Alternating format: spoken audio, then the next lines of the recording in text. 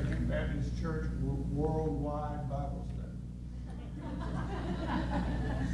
Okay, y'all bear with me. David got me aside Sunday. He said, be sure to shorten your notes, and I shortened them to 22 pages. So y'all hold on. If this runs past an hour, Central space, I hope. no, if this runs past an hour, it's David's fault. Okay? But you know, we've learned over the years that all the different Bible stories in the Bible, sometimes we just rush through them, and we don't read into details that God intends us for detail.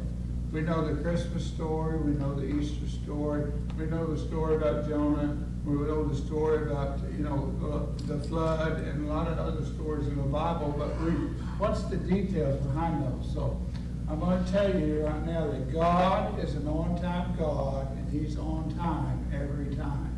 Okay, so we need to remember that in our lives, that God is an on-time God, and He is on time every time. Okay?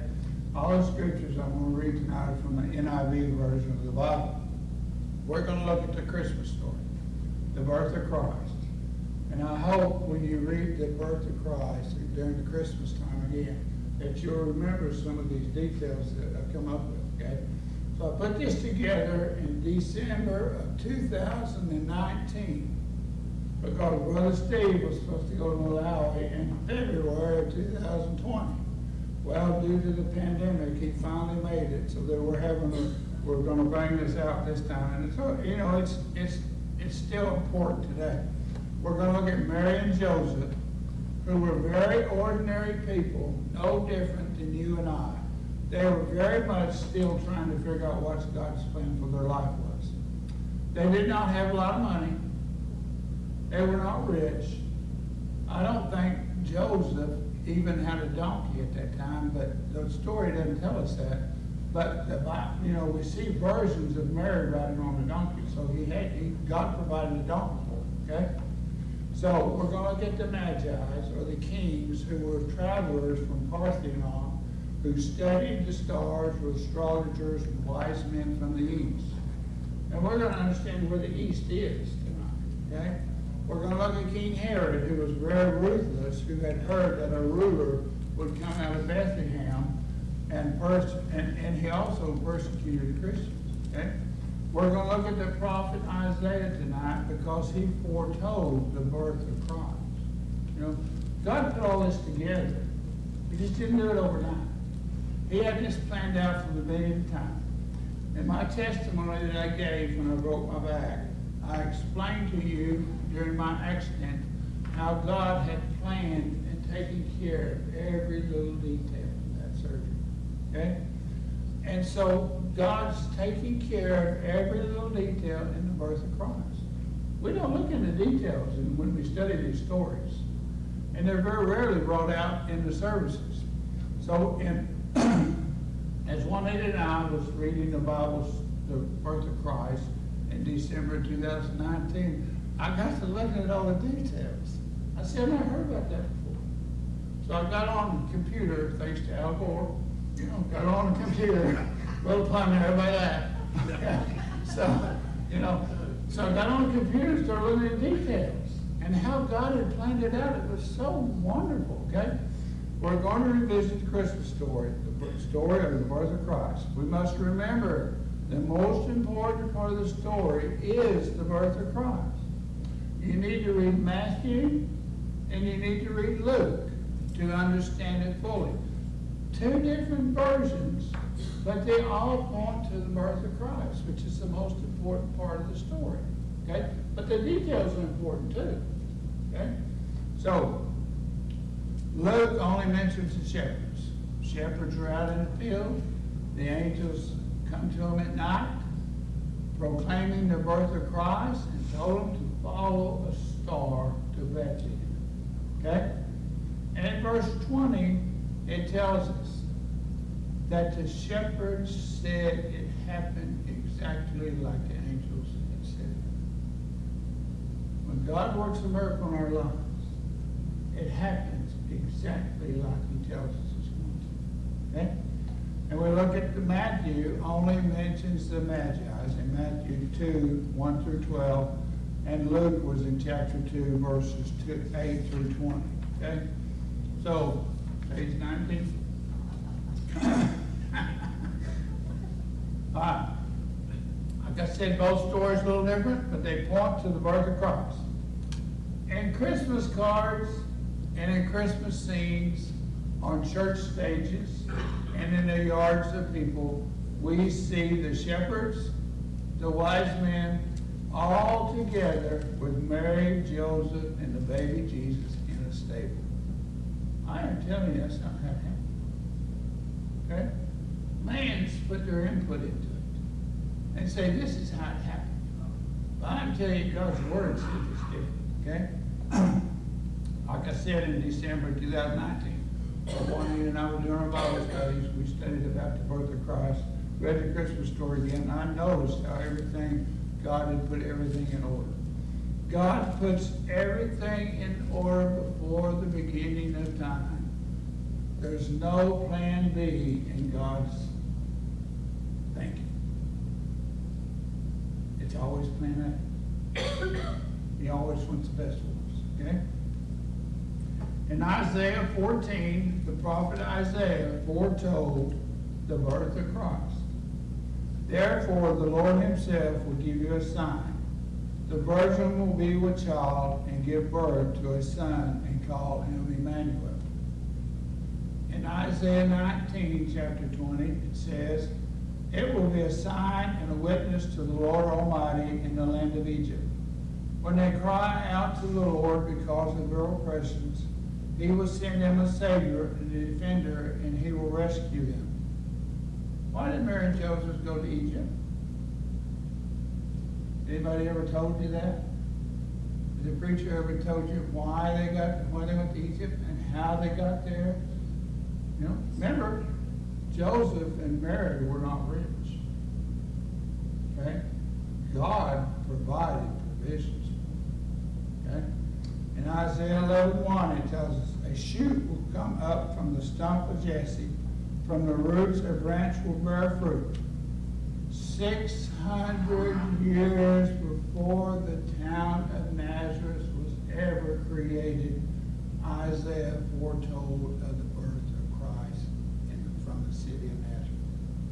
600 years. Okay?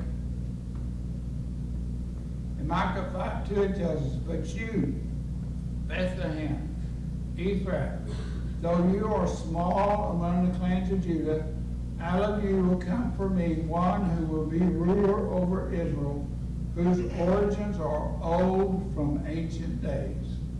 Why did Mary and Joseph return to Nazareth? Does anybody know that? We're going to learn. Okay? That's not a test. Right. From Isaiah 7, chapter 7, the revealing of the virgin birth, to Matthew chapter 2, to the birth of Jesus is over 700 years. God's got a plan. He's got it going. He's got it enacted. He's using people. God's got a plan for our lives. We may not know what it is, and really it is none of our business until he reveals it to us. We just got to be in the center of his will like Mary and Joseph was. Okay? In Luke 2, 1 through 5, in the ancient days, Caesar Augustus issued a decree that a census should be taken of the entire Roman world. This was the first census that took place, and Cornelius was governor of Syria. And everyone went out to their hometown to register. So Joseph also went up from the town of Nazareth in Galilee of Judea to Bethlehem, the town of David, because he belonged to the house and the lineage of David. He went there to register with Mary, who was pledged to be married to him and was expecting a child. Okay? It's like me. Governor says, Stitt decrees you go back to your hometown to pay your taxes. I'd have to back up Juanita, and we go back to Chickasha, Oklahoma to pay our taxes. And then if we got our taxes paid, we could come back to Old Bogey. Okay, so that's what happened. They went back to the town of his lineage. In that day, most of the people walked. Some had donkeys to ride. That is, if you could afford one. Now, we don't know if Joseph had a donkey or not, but we see pictures of him with a donkey. So we're going to assume that he had a donkey. He could afford one. God provided one for him. He was just a carpenter, okay? Didn't have a lot of money. He just making ends meet. The average travel time with a donkey is 2.5 miles per hour. It's 13 to 20 miles per day without stopping. Time would be slower if someone is walking beside or leading that donkey. So we see Joseph went to Resher and he took Mary with him. While they were there, Jesus was born. Luke tells us that he was born in a stable. That's where the shepherds went to worship, in a stable. Okay?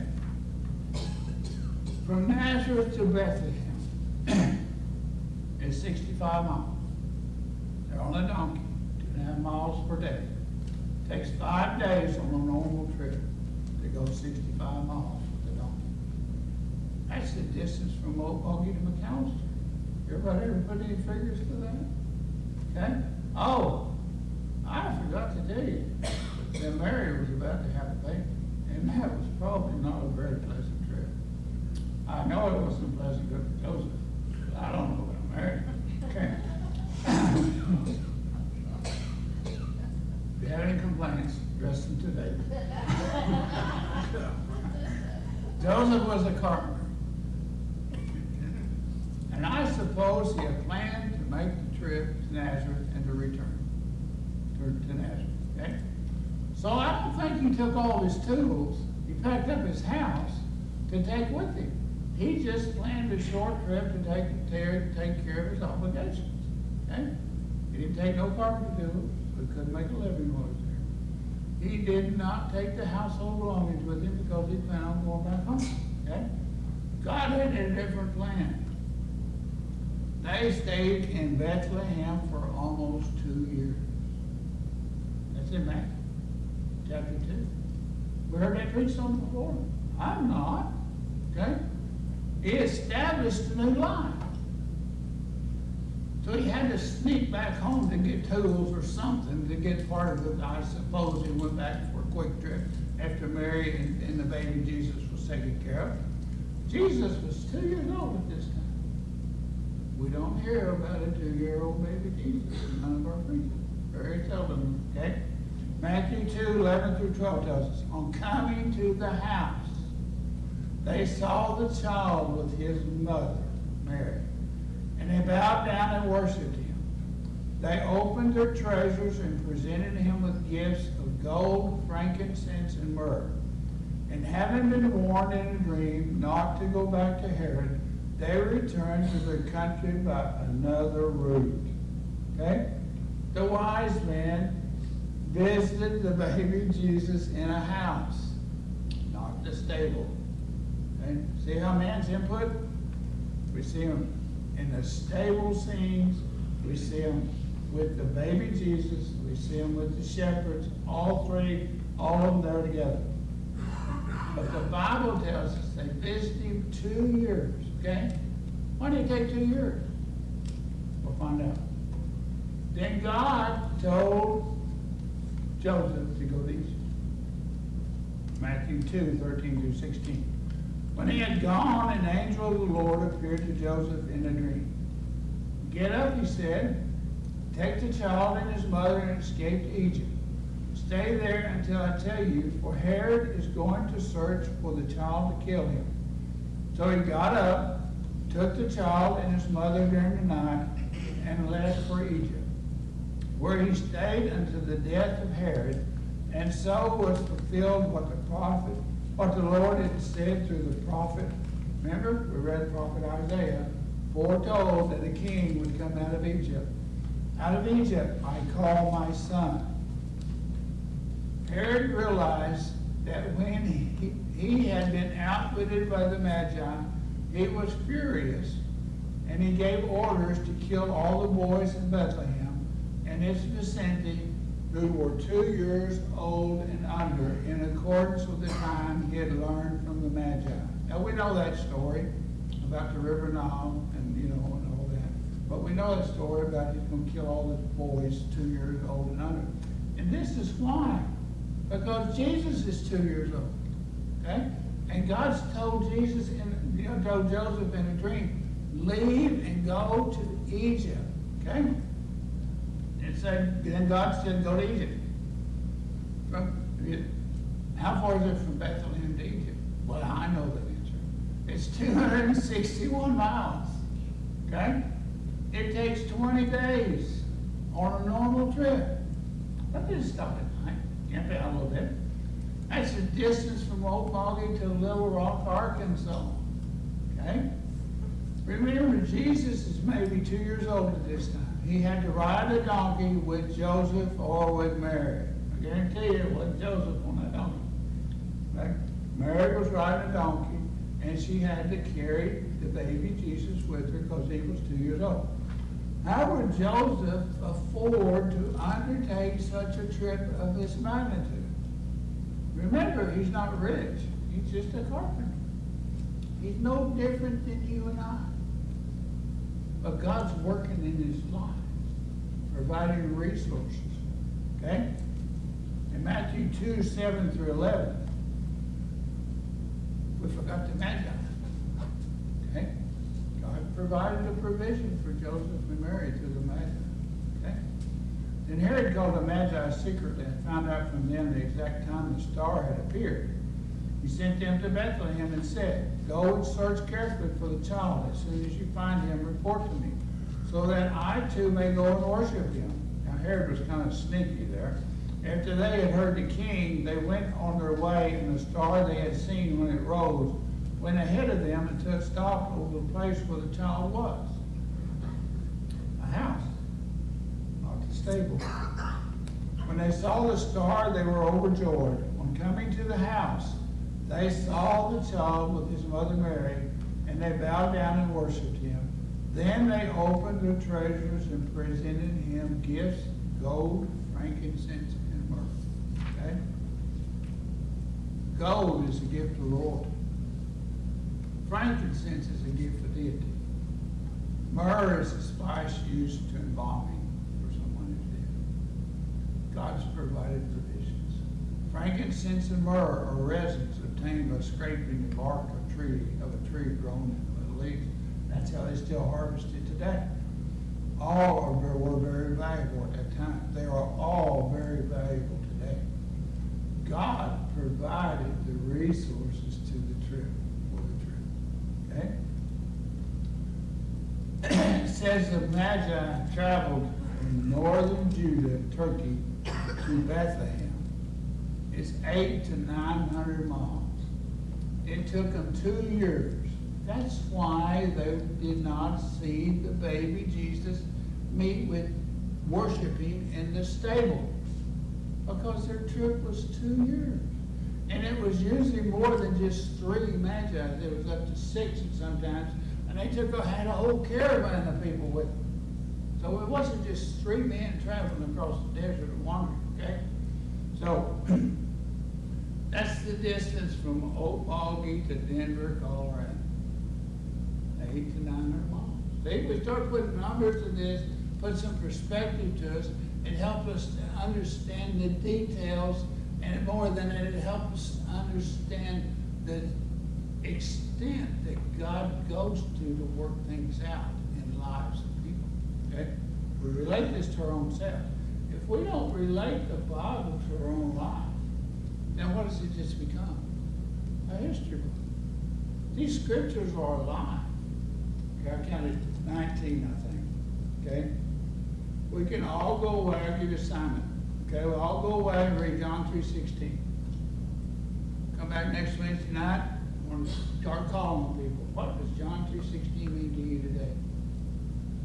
And each one of us give us a definition. I said, okay, your assignment for the next week is go read John 3:16 again. Well, I already read that once, but I need to read it again for a week. Well, I asked you to, that's enough, Then come back and report to me what it means to you. You're going to come up with a different version sometimes. because of what you need in your life. The Bible is a living book. It's alive. And in order for us to make it alive and make an impact on our lives, we've got to be in it, reading it, studying it, digging out what God wants us to have. Okay? That's enough preaching. Okay, so in Matthew chapter 2, verse 1. After Jesus was born in Judah, after Jesus was born in Bethlehem in Judah, during the time of King Herod, the Magi from the east came to Jerusalem. Now, if you look at a map, Turkey, where the Magi came from, is not east of Bethlehem. But in that time, it was known as the land east of Greece. And that's why they were called the men from the east. Okay? God is not finished telling Joseph.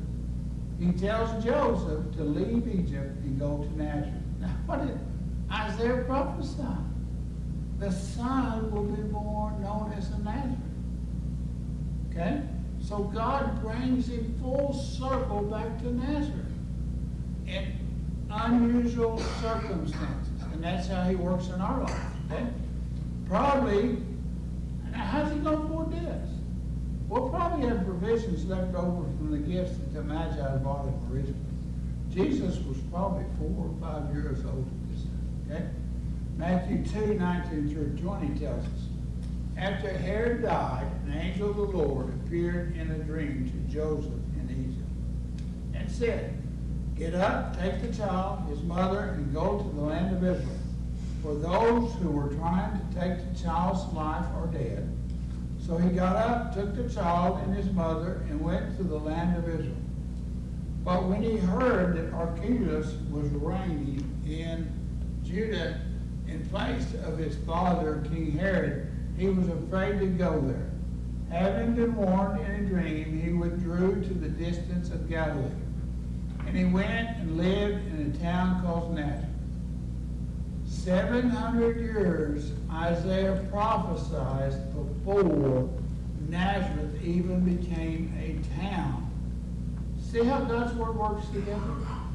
Okay? So was fulfilled what he said through the prophet, that he would be called a Nazarene. Isn't it wonderful? When we get into the details, not just read through these stories that's in the Bible, they are there for a reason to impact our lives. Okay?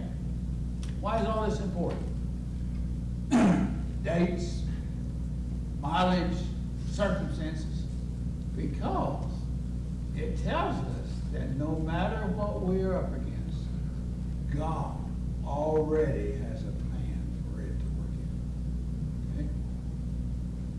Now there was a reason that Brother Steve didn't go to Malawi last week. Okay? He didn't understand it when he couldn't get on that airplane, I guarantee you. Okay? Luann can tell us more about that anyway. But I bet you, if you ask him today, why do you think God did not let you go last year? He could give us a reason. Okay? And I guarantee you, God is using it in a mighty way. Okay? It tells us that no matter what we're up against, God already has a plan for it to work out. Remember, there's no plan B's in God's frame of mind. No plan B's in God's language or God's understanding. Sometimes we go through circumstances we do not understand. I don't know why I got my back broken. Okay? I've fell 100 different times the same way. Okay? But I got to feel the power of the Lord working in my life. Okay? I'm going to tell you this little story. I was landing on the ground, so much pain and so much pain, flopping around like a dead fish, trying to find an easy spot. And my 13-year-old granddaughter walked up and said, Papa. And she reached out, touched me, and began to pray. And that pain left, just like that. If for any other reason, that was worth it. To know that God is working in our granddaughter's life. Okay? Circumstances are not tragic unless we allow them to be tragic. Okay? So, this gives us encouragement. It lets us know that God will provide and take care of us, and no matter what the issue or the circumstance is and how it comes up. Okay? Romans 8:28. And we know that in him all things works for the good of those who love him, who have been called according to his purpose. Okay? God works in all things, is what that verse tells us. It also tells us God is able to turn every circumstance around for our long-range good. Maybe we don't see the immediate good. God didn't give us, he's blessed us with hindsight, not foresight. And that's a blessing. Because if we had foresight, we'd run and bury our head in the sand like an ostrich. Because we wouldn't want to face what's coming up. Because we try to do it on our own power. To fulfill his purpose in our lives. That's why we go through tragedies, trials, and tribulations. To come out on the other side better, but also to fulfill God's purpose in our lives. To be that witness through him that he calls us to be. Now listen, in this verse it says, and we know that in all things God works for the good of those who love him. If you don't love God, if you don't know God, God's not going to work in your life. He's not going to work your circumstances out. You're going to do it yourself. And it's not going to turn out well. Only for the ones who love him. I've got the princess here. No. A lot of people know Christ, but they don't love him. The devil knows Christ, but he doesn't love him. Okay? See the difference there? We have a new, when we accept Christ, Lord and Savior, we have a new perspective, a new mindset on life. It's not us. It's about God. Okay? Our trust is in God, not in this world. Joseph and Mary's trust was in God, not that world, other world. He could have done away with it. He could have washed his hands in the whole situation and said, I have nothing to do with it. But he was willing to allow God to work through the situation. Okay? All right. Any questions? You have any questions? Okay. Maybe we'll go to prayer request now, Dave. Can do that? Okay. I want. Okay. So, will that give us a report on Brother Steve? The best you can.